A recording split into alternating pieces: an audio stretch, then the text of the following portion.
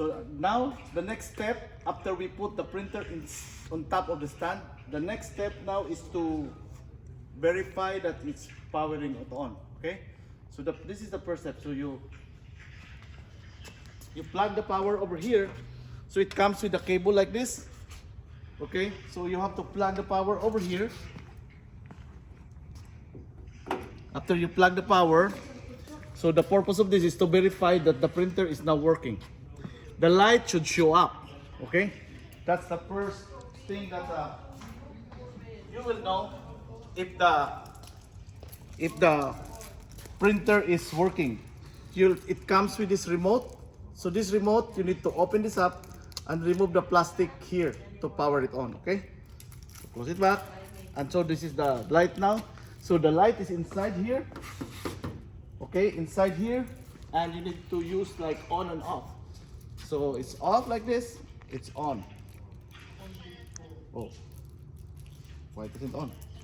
See, that's it. Okay, so you can put this one here, over here, for that. Okay, now I will explain to you the button. So this is the power button. Now as you can see, it's powering up. So this button is to pause. This one is to change from photo black to matte black. This is how you change the paper. This one. So this one is like roll and cut, roll and sheets. Then this is the menu. This is how to load the paper here. This is to unlock for the film to get in. So pretty much it's like this is the sensor to cut the film. So this is up, down, left and right, and this is the menu, and this is how to do this. Now, the next step now is to load an ink, because we don't have an ink. So to open an ink, you cannot just simply like pull this in out. There must be a button here. So this is the ink button. You click this one and it will show like this. Open left and right, or right only, left only. So we do left and right. So when you click that one, it will depressurize and it will release the ink. See this one? It released this one. It released that one too. It open up. So you can pull this up now. Pull this up also. And now we will start to put the ink cartridges there.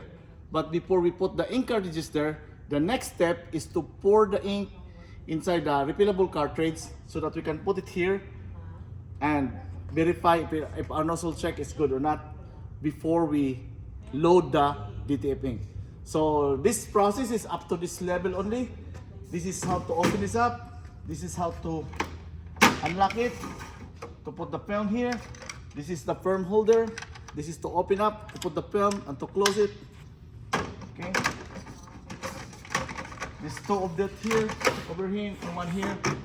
So this is all the simple process. To lock it, you just close it and just lock it there.